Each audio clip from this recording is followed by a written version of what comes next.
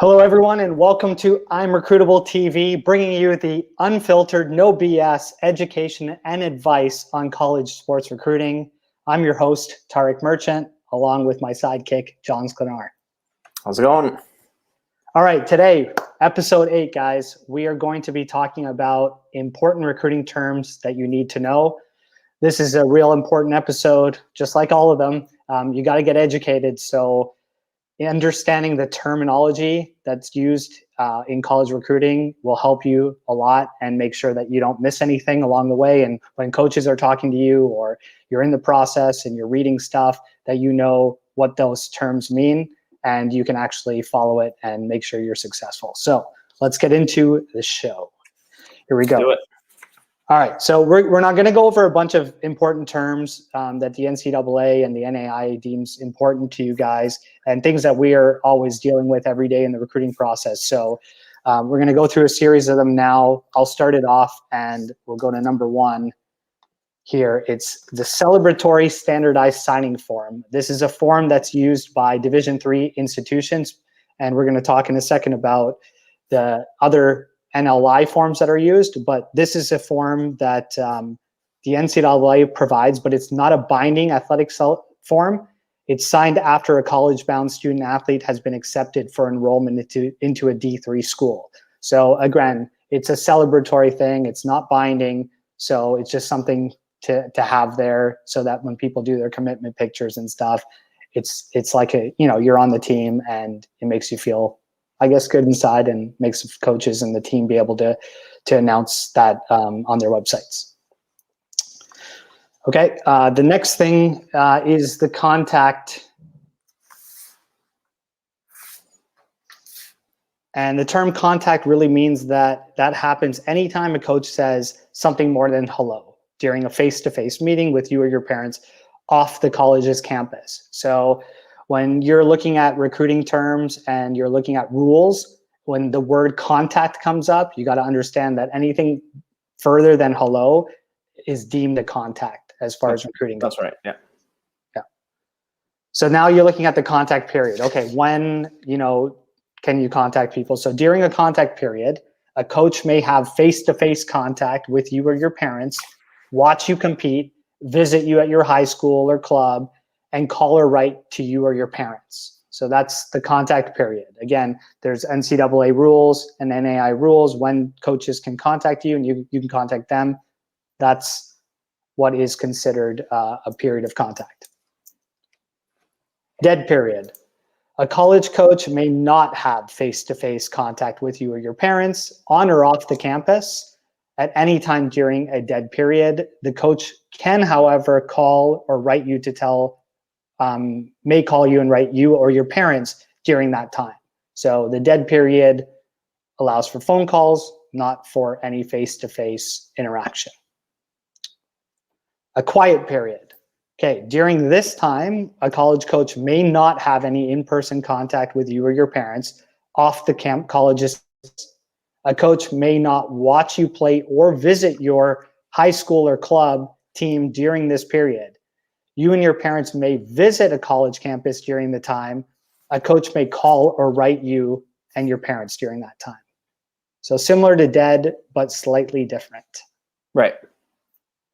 All right, Jon, you want to talk about the next one? Yeah, so this kind of ties in. There's the evaluation, and then I guess next would be the evaluation period. But the evaluation itself, it happens when a college coach observes you practicing or competing. Okay, it's pretty straightforward. Now, an evaluation period, if you want to go to the next one there, Tarek, during the evaluation period, a college coach may watch you compete.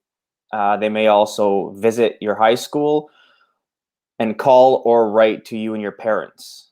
Okay, now, however, a college coach may not have face-to-face contact with you or your parents off the college's campus during this evaluation period. So very important to know as well.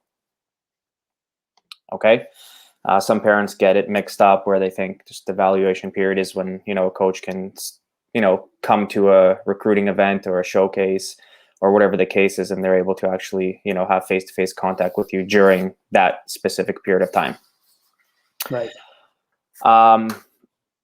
Next would be, we're going to talk about the recruiting calendar. So recruiting calendar, NCAA member schools limit recruiting to certain periods during the year, where recruiting calendars are defined certain periods during the year in which recruiting may or may not occur in a particular sport. So depending on which sport, each sport will have their specific recruiting calendar. Okay. Yeah. Next up, we have the recruiting shutdown. So recruiting shutdown is a period of time when no forms of recruiting is allowed. So contacts, evaluations, official or unofficial visits for Division I, or any type of correspondence is permissible. Okay, so it's just a complete shutdown. It's not allowed during this period of time. Okay. So that's pretty straightforward as well.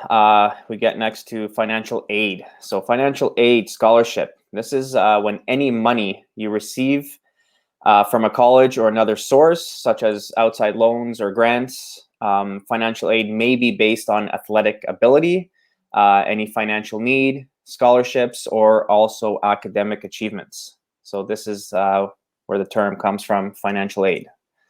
Okay, so it can come both from the athletic side or academic side. Okay, sounds good. I'm going to go into the next few here. So full-time student, what does it mean to be a full-time student? Each student is deemed a full-time when they're enrolled in at least 12 credit hours in a semester, a term. But some schools define a full-time student as someone who takes fewer than 12 hours. That's rare, but it does happen. But what you have to do is understand when you go to school that make sure you're a full-time student. So, this is mainly important for people in high school trying to get recruited. You have to remain full-time. Once you get to college, when they talk about full-time, they mean the 12 hours or more at majority of the schools. Yeah, to keep eligibility as well, right? Exactly. Very important. And those are the things that like guidance counselors, when you go to university, you're going to have a athletic advisor who's going to make sure that you're doing all that stuff. But again, it's important to know the terminology that they're going to be talking to you about so you don't get lost and you know what's going on, and you make sure that you're still in charge of your process as well as your academics. I guess I can say that as much as a student athlete advisor can help you, it's also your job to make sure that you're on top of your stuff. All right, 5-year clock. So this is pertaining to Division I. So if you're playing Division I, you have 5 calendar years in which to play your 4 seasons of competition. So what happens a lot of times is if you're redshirting, which we're going to get into in a second, or if you have an injury, or you take a little longer to graduate, there are opportunities where you may not play a semester or a year of your sport, and so you have that extra year, and that's why they call it a 5-year clock. You can't go beyond those 5 years. So your 5-year clock starts when you enroll as a full-time student in any college. Thereafter, your clock continues, so it doesn't matter. Even if you spend an academic year in residence as a result of transferring, or you decide to redshirt, or you don't attend school or attend school part-time, you're still running your clock, but you have 5 years to compete to do the 4 years. So it's important to know that your clock starts when it starts. All those things that we mentioned don't pause the clock, but they can give you 5 years to compete 4 years. Right.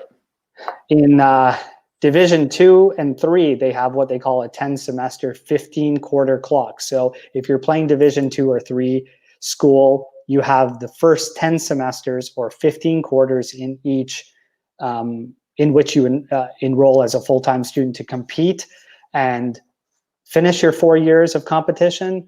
You use a semester or quarter anytime you attend class as a full-time student or enroll part-time and compete for the school. So you do not use a term if you only attend part-time with no competition or are not enrolled for a term. So this might sound complicated to some people. It's actually pretty straightforward. I mean, we're going to have You can listen to this a couple times if you need to replay, but at the same time, we have this written out as well on our website. So these are the things that you just have to know, but as you go through it, like the coaches and the colleges are going to make sure you stay eligible.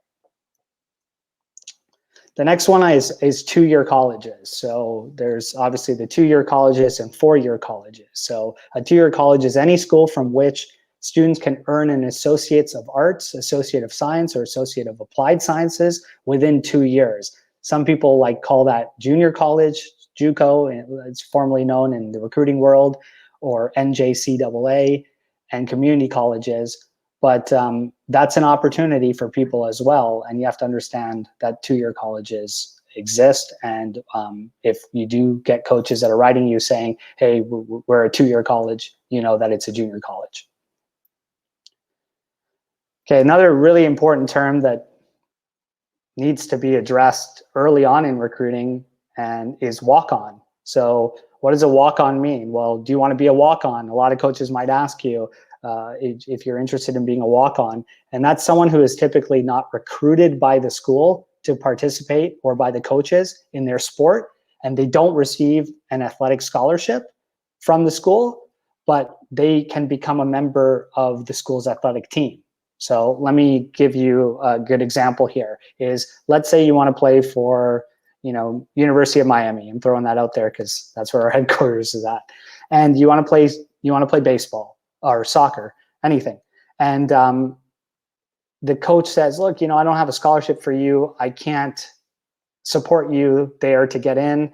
But if you do get into the school, you can either try out and become a walk-on, or I'll take you right away as a walk-on player, which means I can't commit to you on a scholarship or any of those terms, but you will be a member of our team and you will be treated like a member of our team. So there are players that come in who end up deciding to go to a school, trying out, walking on. They eventually can get scholarships, but at that time, they're considered a walk-on, which means they're a part of the team, but no other strings attached. All right, next one. International institutional request list. Okay, so it's what we typically call an IRL for short. And this is a list of college-bound student athletes who an NCAA Division I or Division II school is interested in recruiting. So what happens is that when a coach is interested in recruiting you as a player, they're going to put you on their IRL list. And by doing that, that informs the NCAA Eligibility Center of the school's interest in having that athlete be a part of the academic and amateurism certification decision, and that they're going through that process. So that's important to also, when coaches put you on that list, you got to have an NCAA number. So we've talked about the NCAA and how important it is to sign up for the Eligibility Center. And so you got to make sure that you do that early as possible. There's no harm in doing it sooner than later. So once you're on there, then you can go on the IRL list, which then officially lets that coach go through the process with you, make sure you're eligible, but then also takes the steps of showing some serious interest. Right. Okay, next one is international student athletes. So you're an international student athlete if you're enrolled in a secondary school, a high school outside the United States, US territories, or Canada, with the exception of Quebec. So anybody else deemed international student athletes. Right, John, you want to go next? Yeah. What's the next one we got here? Recruited. Recruited. Okay, so recruited. Pretty straightforward on this one. If a college coach contacts you off campus, pays your expenses to visit the campus, and in Division 1 and 2 issues you a national letter of intent or a written offer of any financial aid, you are considered recruited. Okay, so that's like the official stamp on that. The next one's here. This one comes across all the time. So verbal commitment. A lot of people get confused what verbal commitment really means. So a verbal commitment happens when you, as the recruit, verbally agree to play sports for college before you sign or eligible to sign the national letter of intent. So that specific commitment is not binding on you or the school itself. So again, it's a verbal commitment. Yeah. Okay. And I think that it's important to know that these verbal commitments come on the Division 1 and 2 level, Right. with the national letter of intent. Also, that even though it's not binding and people could back out, 99.9% of the time when you make that verbal commitment, you and the coach have made the agreement that as long as nothing happens Drastically. out of the ordinary, or there isn't anything still pending that could change the situation, that you guys have made a commitment to each other and you honor that commitment. Right. Even though it isn't binding. I mean, you can back out. It's just not a good look. Yeah. Very important. Good point there, Tarek. And then is the official commitment. So official commitment. This is when you officially commit to attend Division 1 or Division 2 college. You sign the national letter of intent agreeing to attend that school for 1 academic year. So usually this, comes every single year. You'll revisit that specific offer with the coach as well. Season of competition. So this one I'm going to read off because it's a little bit longer. Is generally NCAA says, this is coming from the NCAA too, any competition in a season, regardless of the amount of time, counts as having played one season in that sport. If you play any time during a season, regardless of how long you played, it counts as having played for an entire season in that sport. A season starts when you spend 1 second in competition on the field, court, gym, or track. In Division 3, you also use a season if you practice at any time after the first contest. So right. I actually ran into this issue myself. So in my senior year, I was injured and I could not compete. I hurt my shoulder really badly. I wasn't medically cleared, but I did play the first couple matches and in the fall semester. And after I did that, at my time, it was like a certain number of matches, but now it's whether you play a little bit or nothing, or a lot, it counts as a season. And so you got to be very careful that if you're struggling with injuries or anything, as soon as you step on that field, like they say here, it counts as a full season. You lose an entire year that you can't get back. And in Division 3, if you even practice after the first competition, you lose that season. So this is something that is important to you after recruitment and when you get into college, but it's important to know because you don't want to put yourself in a situation where you feel like maybe you're injured or it's not the right time to play. And then you go out there and compete once and you lose that entire year. And that kind of goes against your 5-year clock, right? Because if you took that year off to, let's say, heal an injury, you could have potentially another year if that was in the 5 years to get that year back to compete. The next one is unofficial visit. So the unofficial visit and official visit often gets confused, and it's an important one. Probably one of the most important ones is any visit that you or your parents take to a college campus paid for by you or your parents. That's an unofficial visit. So it's not paid by the university. The only expense you may receive from the college, though, is 3 complimentary admissions to Division 1 home athletic contest or 5 complimentary admissions to a Division 2 home athletic contest. That means games that you can go to.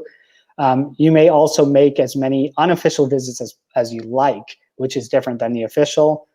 And you can visit during a dead period. In Division 1, it is not permissible to make an official visit during a recruiting shutdown period or a dead period. In Division 3, you may receive 1 on-campus meal as well as admission to a home athletic event for you and those accompanying you.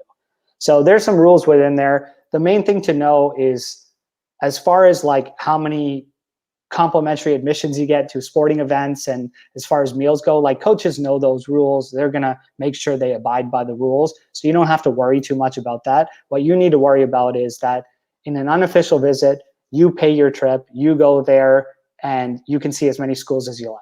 And a lot of athletes, what they do is during their freshman, sophomore, and even before their, the start of their junior year, they're going on these unofficial visits. They're going around with their parents. I recommend it all the time is go out and visit as many schools as you can, take a road trip, check it out, see what's happening as unofficial, and make it like a family trip or a bonding trip between you and your dad or your mom, and see what's out there. And then you can always go back and do official visits if that's the case. So that goes into the official visits, which are different. They're an official, meaning the college can pay for transportation to and from the college for you, and up to 2 family members in Division I, as far as basketball and FBS football go. Lodging and meals can be included. Division I allows for up to 3 meals per day for you and up to 4 family members, as well as reasonable entertainment expenses, including 5 tickets to a Division I or II home sporting event. Right. Before a Division I or II college may invite you on an unofficial visit, you have to provide the college with a copy of your transcripts, a register for the certification account and NCAA eligibility center, so they can put all that information in. Because in Division I, it is not permitted to make an official visit during a recruiting shutdown period or dead period. So what does this mean? Well, if you guys are using your ImRecruitable profiles, you're building it, then we have all the information there for you to put in your NCAA eligibility number, your NAIA number, your transcripts, everything. So that makes it very easy that when it comes time to official visits, that the coach can go onto your player profile and he or she can download all the information, share that with the athletic department, share that with admissions, get all your paperwork in, and then be able to invite you for a visit. Because sometimes what holds things up is coaches are asking for info, you're scrambling, looking for it, trying to get it out, and it just prolongs maybe the process. And sometimes, it could be planned out ahead, an official visit. Sometimes it could come very quickly. All of a sudden there's an opening spot on the team, and coach says, hey, can you come in the next week or 2? I can fly you out in a couple days. I mean, I've seen that all the time. And so you want to make sure that you're prepared. You have all that information ready to go. And, again, not worrying too much about how many tickets you get, meals. They're going to talk you through all that stuff, but knowing the difference between the two and making sure that on the official side, because they're paying for things or they can pay for stuff, that you are prepared with the information that they need to document. Because the NCAA is strict. They want to make sure that they, and the colleges want to make sure they're doing the right thing. So, that's concludes episode 8 here. I think this was good information for you guys. There's, soak it in, make sure that you follow the rules, you understand the terms when coaches talk to you and when you're doing your recruiting process. So we'll see you next time. Happy recruiting, everyone.